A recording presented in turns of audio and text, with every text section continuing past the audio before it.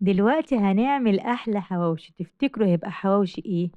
حواوشي السجق، بجد بيبقى حكاية، بجد أحلى طريقة ممكن تعملوا بيها حواوشي السجق لازم تجربوه.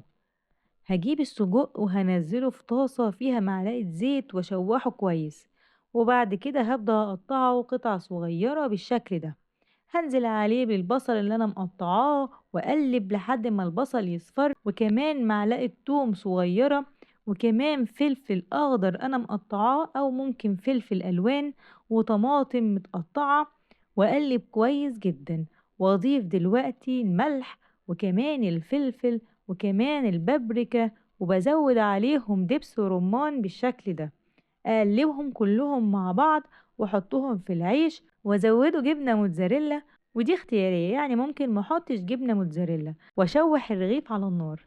يا جماعة الحواوشي تحفة جدًا مش هتصدّقوا طعمه قد إيه هو حلو، جرّبوه وادعوا لي. لو عجبتكم الوصفة ما تنسوش لايك للفيديو وتشتركوا في القناة، مع السلامة.